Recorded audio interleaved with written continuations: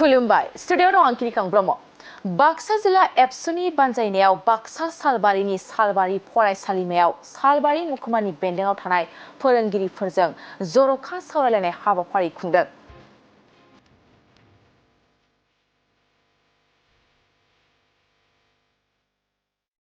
दुलाराय बर' फरायसा आफादा गुबुन गुबुन मावबिथांखिखौ मुं दोननानै गोबां खामानि मावनायखौ नुनो मोननाय जायो। बेबादिनो दिनै बाक्सा जिल्ला एबसुनि बानजायनायाव सालबारि फरायसालिमानि नब्लाङाव सोलोंथाइनि गुनखौ बांहोनायनि थांखिजों गुन गोनां सोलोंथाइनि जांख्रिखांनाय मावथांखिनि जोहै जर'खायै फोरोंगिरिफोरजों सावरायनाय हाबाफारि लायो।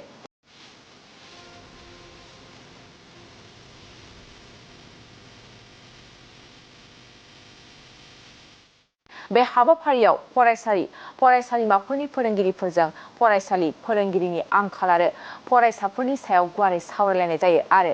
माब्रै फरायसाफोरनि गुनखौ बांहोनो हायो बेनि सायाव रोखायै सावरायलायनाया जालाङो। बे गाब गोनां हाबाफारियाव गाहाय आलासि महरै बाहागो लाफैयो मिरु दुलाराय बर' फरायसा आफादनि गाहाय नेहाथारि कनिन्द्र बसुमतारी, बाक्सा जिल्ला एबसुनि आफादगिरि उमेश दैमारिजों लोगोसे गोबां फोरोंगिरिफोर आरो दुलाराय बर' फरायसा आफादनि गोबां बिबानगिरिफोरखौबो बे हाबाफारियाव बाहागो लानायखौ नुनो मोननाय जादों। दिनै बाक्सा जिल्ला दुलाराय बर' फरायसा आफादनि बानजायनायजों बे सालबारि कलेजाव सालबारि महकुमानि सिंनि एलिमेन्टारि आरो सेकेन्डारिनि फोरोंगिरि बिथांमोनखौ लानानै जर'खा बेवहाय फोरोंगिरि जथुम लेंनाय हाबाफारियाव आंबो बाहागो लाफैदों। बेवहाय गोबां फोरोंगिरिफोरखौ बाहागो लानाय नुदों। बे हाबाफारिखौ दुलाराय बर' फरायसा आफादनिफ्राय बेखौनो लादों जे जोंनि जेनाखि फरायसाफोर बे फरायसाफोरनो जोङो बोरै स्किल एजुकेसन आरो क्वालिटि एजुकेसन लोगोसे भेलु एजुकेसन आरो मरेल एजुकेसन बेखौ जोङो बोरै होनानै बा बोरै एनकारेज खालामनानै जोङो फैबाय थानाय समाव साफ्रोमबो फरायसाफोरखौ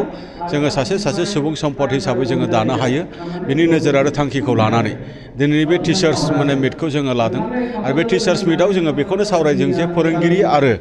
जे जोंनि सिभिल ससाइटि बा जोंनि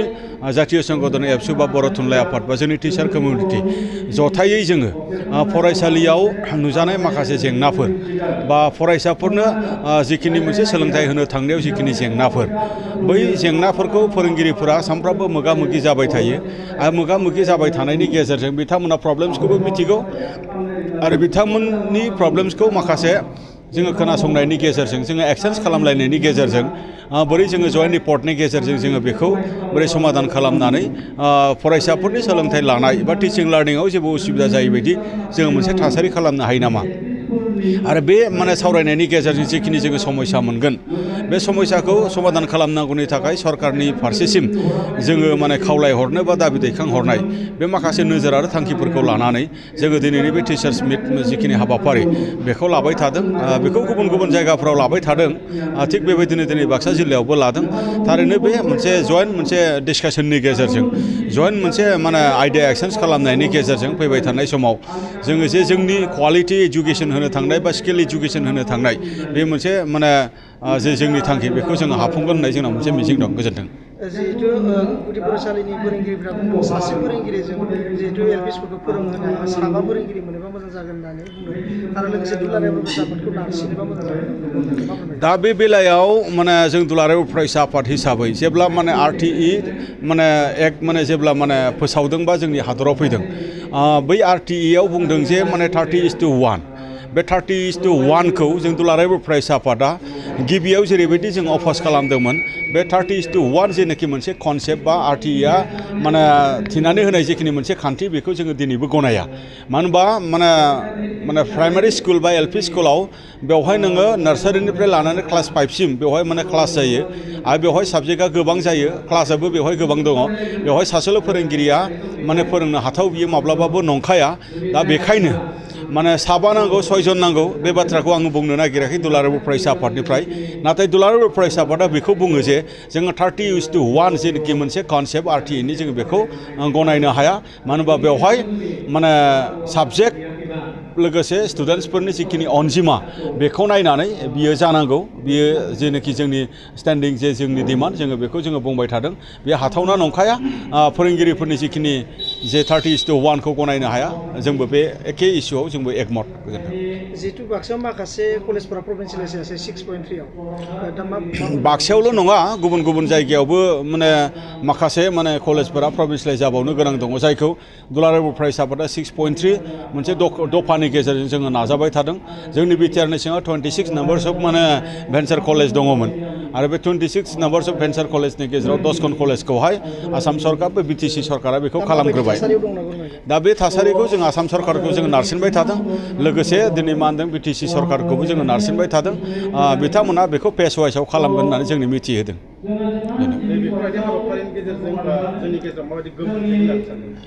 गोहोम खोख्लैगोन निस्सय बेवहाय माने दाजाबथाय मोनसे डिसकासन जादों दाजाबथाय मोनसे डिसकासननि गेजेरजों जोङो बेवहाय मोनसे सलिउसन दिहुनगोन जे सलिउसन बा जे आइडिया बेखौ जोङो सरकारखौ जोङो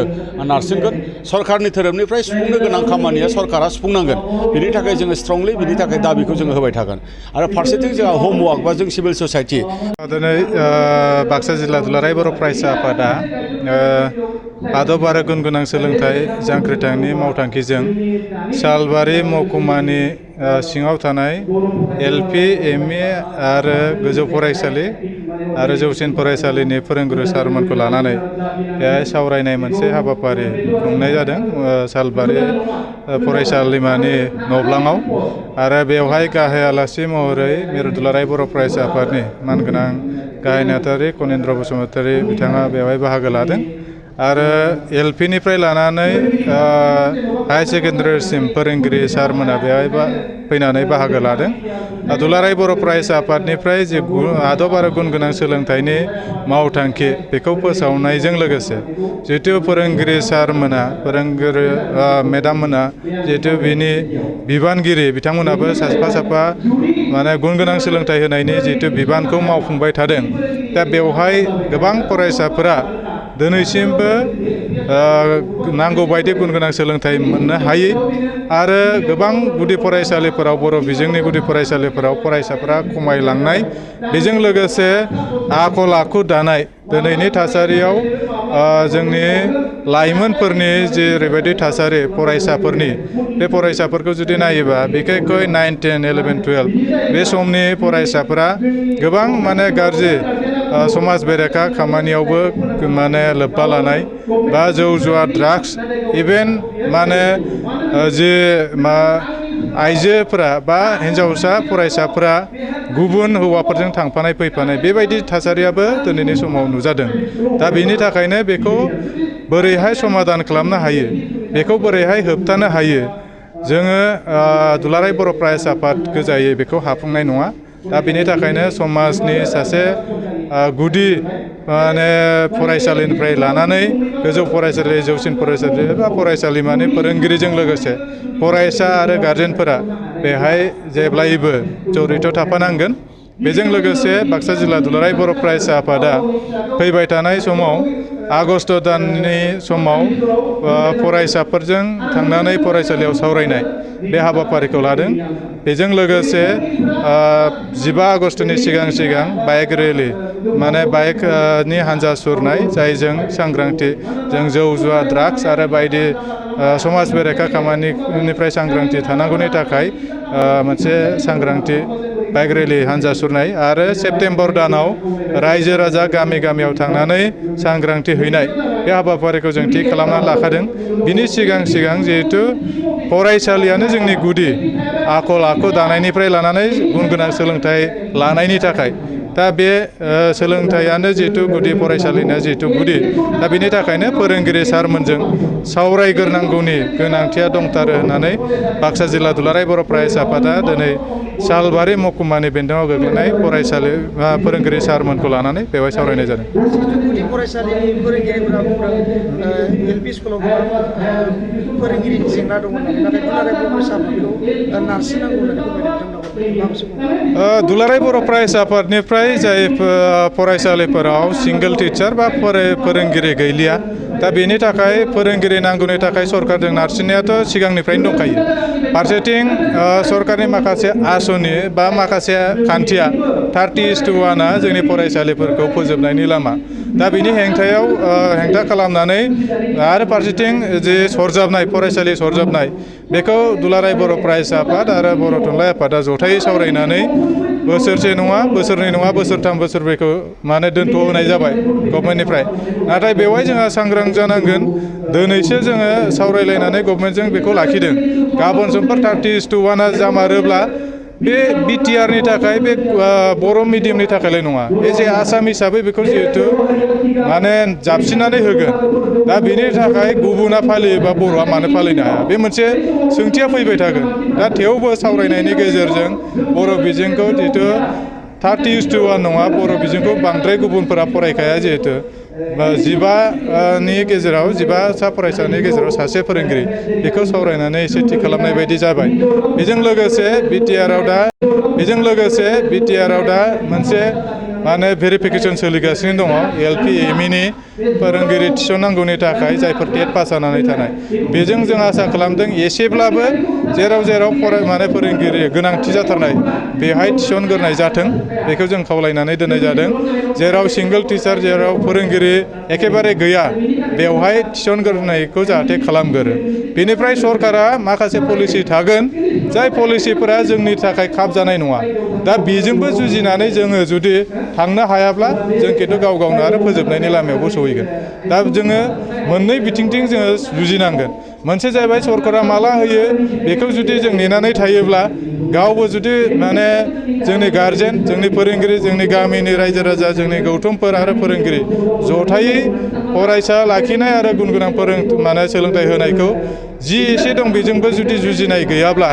गाबोन समफोरथ' आरो बेनिख्रुइ गैसिना जायोब्ला बे फरायसालिफ्रा आरो थासिनाय नङा दा माने सरकारजों जुजिनाया दुलाराय बर' फरायसा आफादनिफ्राय जेब्लायबो थागोन नाथाय जिखिनि दं बेजोंबो जाहाथे जोंनि गुन गोनां सोलोंथाइ होनायखौ जाहाथे नाजालाङो बेखौ खावलायनाय थाङो जिहेतु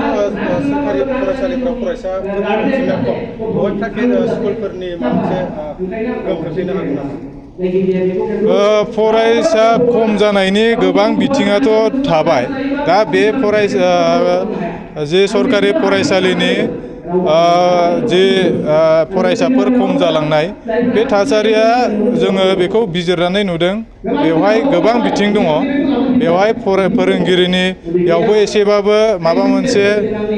बिहोमाया थानांगोन गार्जेनफोरा एवारनेस जानांगोन सोलोंथाइया गुन गोनां सोलोंथाइ होनांगौब्ला खिन्थु माने दाबायदियाव नुयो प्राइभेटनिख्रुइ माने सरकारि स्कुलाव जेरैबायदि गुन गोनां सोलोंथाइ होनांगौनि थाखाय फरा बिजाबफोर दङ प्राइभेटआव बेबायदि गैया मानो होनबा प्राइभेटआव जाहैबाय क्वान्टिटिनि गोनांथि पास जानांगौनि गोनांथि होयो फोरोंगिरिफोरा बांद्राय क्वालिफाइड नङाबाबो फोरोंबाय थादों माने नांगौ बायदि फोरोंगिरि थानायनि थाखाय बेखौ फोरोंबाय थानो हानाय जादों बेखौ जोङो मोनदाङो नाथाय जिखिनि गभर्नमेन्टआव फोरोंगिरि थिसन जादों बिथांमोना एकदम अलमस्ट क्वालिफाइडखा बिथांमोना DLED दङ बिथांमोनाव BEd दं टेट पास जादों बायदि बायदि ट्रेनिं मोनदों बेजों माने सोलोंथाइखौ होदों दा मात्र जोंनो नांगौ फोरोंगिरि एसे गोनां सर्टेज जादों जिखिनि सर्टेज बेखौ जुदि गभर्नमेन्टआ माने फिलआप खालामना होयोबा सरकारि फरायसालिनिख्रुइ माने प्राइभेटनिख्रुइ सरकारि फरायसालिया एकदम साबसिन हामसिन रिजाल्ट खालामगोन आरो दाबो खालामबाय थादों इयुनावबो खालामगोन मोनसे फोसावथाय नोंथांमोननि ओनसोलाव सोरबाफोर ड्राग्स एबा फेग्रा मुवाजों नाख्रेबजानानै थानाय सुबुं दं नामा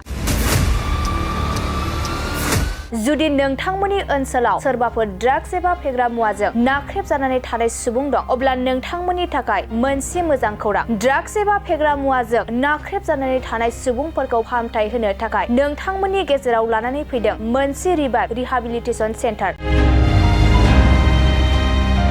जुदि नोंथांनि नखराव आरो नोंथांनि ओनसोलाव सोरबाफोर ड्राग्स एबा फेग्रा मुवाजों नाख्रेबजानानै दं अब्ला नोंथाङा रिभाइभ रिहाबिलिटेसन सेन्टाराव फाहामथाय होफैनो हागोन मंगलदै 1 नं बामुनपारा दरंआव थानाय रिभाइभ रिहाबिलिटेसन सेन्टाराव नोंथाङा ड्राग्स एबा फेग्रा मुवाजों गोदोसोनानै थानाय सुबुंफोरखौ फाहामथाय होफैनो हागोन नोंथाङा नोंथांनि ओनसोलनि फेग्रा मुवाजों गोदोनानै थानाय सुबुंफोरखौ बे रिभाइभ रिहाबिलिटेसन सेन्टाराव फाहामथाय होनानै सासे राफोद आरो मोजां सुबुं खालामनो हागोन गोबां बाथ्रा मिथिबावनो थाखाय नोंथाङा 9859262926 60030092706 नैबे होनाय जानबुं नम्बराव खौरां लानो हागोन